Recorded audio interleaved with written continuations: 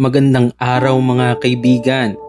Welcome na naman sa inyong paboritong programa, Dear Kuya Japes. Dito, mga kwentong mula sa ating mga tagapakinig ay ating bibigyang buhay.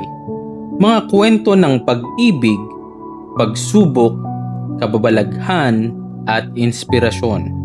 Kaya kung may kwento ka na gusto mong ibahagi, ipadala lang at kami ang magiging boses mo. Ako si Kuya Japes, ang inyong kakampi sa bawat kwento. Dear Kuya Japes, itago nyo na lang po ko sa pangalang Andrea. Isa po akong third year college student at halos buong buhay ko ay nakatutok lang ako sa pag-aaral. Hindi ako mahilig lumabas. Hindi ako masyadong nakikisama sa barkada. At mas komportable ako sa loob ng library kaysa sa kahit saan pa. Para bang iyon ang safe space ko. Doon ko unang napansin si Carlo. Una ko siyang nakita sa dulong mesa, malapit sa bintana. Tahimik lang siya. Laging nakayuko at may sinusulat sa maliit na notebook. Noong una, hindi ko siya pinansin. Pero habang tumatagal, napansin kong lagi kaming magkasabay sa library. Hanggang isang araw, habang nagmamadali akong umupo, may nakita akong maliit na papel na naiwan sa mesa. Ang nakasulat doon, "Huwag kang matakot, magmahal muli." Napatigil ako, Kuya Japes, kasi 2 taon na ang nakalipas mula nang masaktan ako ng una kong minahal. Hanggang ngayon, dala-dala ko pa rin ang bigat noon. Hindi ko alam kung bakit, pero parang binasa nung papel na iyon ang laman ng puso ko. Akala ko nagkataon lang yun. Pero kinabukasan, may bago na namang papel. Hindi lahat ng tao aalis.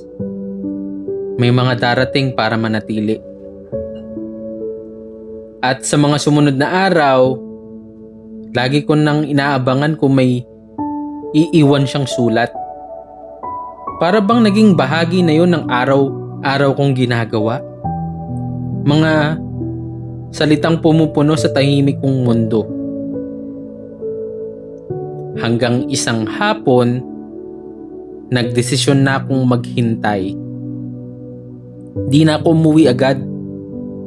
At doon, nakita ko si Carlo. Nakita ko siyang nakatayo sa tabi ng mesa. May hawak na maliit na notebook. Nahuli niya akong binabasa ang isa sa mga iniwan niyang sulat. Nagulat ako, pero ngumiti siya.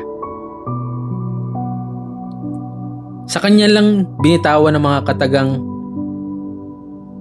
"Alam ko kasi kung gaano kabigat ang mawalan. Gusto ko lang ipaalala na may dahilan para ngumiti ulit." Hindi na siya nag-explain pa. Basta tumalikod siya at umupo sa kanyang mesa. Parang walang nangyari. Pero simula noon, nagsimula kaming mag-usap.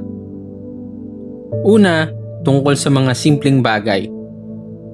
Mga libro, assignments, hanggang sa unti-unting nabuksan niya ang sarili niya. Kuya Japes, hindi ko alam kung saan nahahantong ang kwento naming ito. Hindi ko rin alam kung may patutunguhan ba ang mga simpleng papel na iyon at ang mga ngiti naming unti-unting nabubuo. Pero isa lang ang tiyak ko. May mga taong dumadating sa buhay natin hindi para guluhin, kundi para ipalala na may dahilan para muling maniwala sa pag-ibig. Minsan ang mga taong hindi natin inaasahan ang siyang nagdadala ng liwanag sa madilim nating bahagi.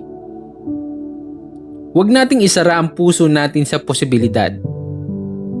Dahil baka ang simpleng ngiti o salita ng isang tao ang siyang magpabago ng pananaw natin sa buhay. At dito po nagtatapos ang isa na namang kwento mula sa ating programa na Dear Kuya Japes. Kung ikaw ay may nais ding ibahagi, huwag kang mahihiyang ipadala ang inyong kwento. Dahil dito, bawat karanasan ay may saysay at aral. Ako si Kuya Japes, nagsasabing anumang dagok ng buhay, lagi tayong may kwento ng pag-asa.